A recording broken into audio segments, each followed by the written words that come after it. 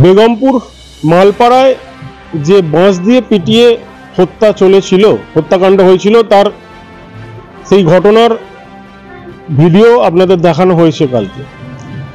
যাকে যে অভিযুক্ত জাহির মাল, যাকে অ্যারেস্ট করা হয়েছে, চণ্ডীতলা থানার পুলিশ কালকে যে অ্যারেস্ট করেছিল, তাকে আজকে কোর্টে শ্রীরামপুর আদালতে নিয়ে যাওয়ার সময় বেঙ্গল নিউজ এক্সপ্রেসের পর্দায় তিনি জানান যে তিনি সম্পূর্ণ নির্দোষ, ওনাকে ফাঁসানো হয়েছে, বিচার ব্যবস্থার উপর সম্পূর্ণ আস্থা আছে।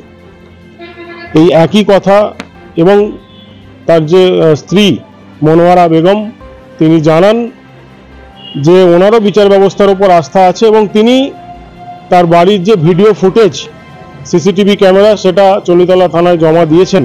এখন দেখার আছে শ্রীরামপুর আদালত অভিযুক্তের বিরুদ্ধে না পক্ষে কি রায় দেয়। নজর রাখবো আমরা এবং আপনারাও। Bengal news express, Chanditala, Hooghly.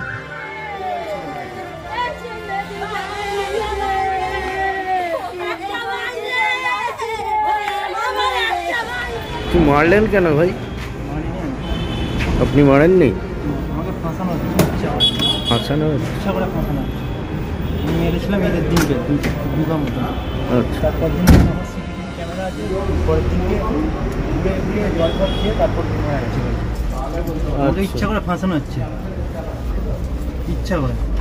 আমি বিদেশে থাকি বলে তাই হিংসা, পারিবারিক ব্যাপার নেই, বিচার আছে, ব্যবস্থা আছে, আল্লাহ আছে অবশ্যই।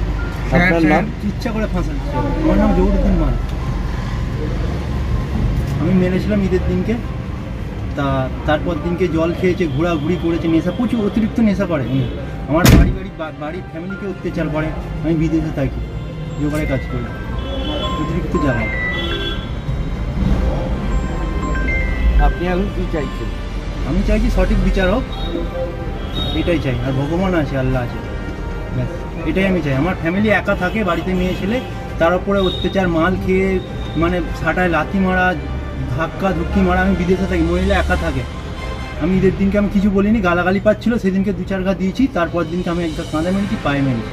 তারপর দিনকে ওনারা জল ফল খেয়েছে, এখন বাড়িতে কেউ নেই, একা মহিলা, তার উপর অত্যাচার করছে। সব রিশতেদার এসে ছাটারে ধাক্কা মারামারি করছে, উল্টো পাল্টা অত্যাচার করছে। ক্যামেরা আছে, অনডা স্পট ক্যামেরা আছে, সিসিটিভি রতিন বাবু বলটা রেডি।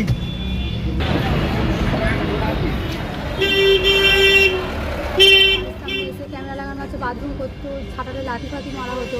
এবারে পাঁচজনের দিনকে ওরকম মদ খেয়ে এসে গাল দিচ্ছিল বলে আমার স্বামী এখন বলছে যে আমি বাড়িতে থাকি না, তা আমার বউকে উল্টো পাল্টা গালাগালি কুস্তি করার জন্য ও এখন পায়ের গোছিতে কঞ্চি করে দুঘা মেরেছিল। আর তখন ভালোই সুস্থ ছিল, কিছুই হয়নি। পাড়ার সব লোকেরা ছিল, তারা সব সাইড করে দিয়েছে। যে মারা গেছে সে হেঁটে ভালোভাবে বাড়িতেও এসেছে, তারপরের দিনকেও ভালোভাবে হেঁটে বাড়িতে এসে দোকান বাজার সব গেছে। তারপরে এসে দুপুরবেলা উনি মারা গেছে। সেই দোষটা এনার ঘাড়ে এখন দিচ্ছে যে উনি হাত দিচ্ছিল বলেই ওনার হাতে কিনে মারা গেছে। কিন্তু ওর যে গায়ে দাগগুলো হয়ে আছে, ওটা আমার স্বামী কিছুই করেনি। ওদের বাড়ির লোকের সাথে, ছেলেটার সাথে কোনো ভালো ব্যবহারও নয়। ওদের বাড়ির সবাই ওকে মারধর করে, রোজের ঝগড়া শান্তি। ওর বাবাও মদ খায়, যে মারা গেছে সেও খায়। বাপ বেটা রোজের ঝগড়া, ওর চাচারা, এমনকি বাড়ির ফ্যামিলির লোকেদের সাথে ওনাদের ওর কোনো ভালো নয়। সবাই ওকে মারধর করতো, যার জন্য ওর শরীরে সব দাগগুলো আছে। তা কালকে ওনারা মানে বাহিনী দিয়েছে যে আমার স্বামী নাকি সকালবেলা ভাই ভাই করে ডেকে নিয়ে ওকে মারেছে, কিন্তু এই প্রমাণটা দিতে হবে। উনি কালকে বাড়িতে ছিল না, যেহেতু ওনার নামে এটা মিথ্যে অপরাধ দেওয়া হচ্ছে, তাই জন্য আর কি বলবো বলুন। ওনার নামে সবটাই তো মিথ্যে করে অভিনয় করে কথা বলেছে। আপনি এখন কি চাইছেন? আমি এখন চাইছি যে এর বিচার চাইছি, যে সুবিচার যাতে আমি পাই। যে মিথ্যে করে যে প্রতিবাদটা দিয়েছে ওনার নামে, এটা থেকে আমি সুবিচার চাইছি। যে ওনারা বানিয়ে যে কথাগুলো বলেছে, সকালবেলা ডেকে মারধর করে গলা টিপে মেরে ফেলে দিয়েছে, কিন্তু এটা আদৌ সত্যি কথা নয়।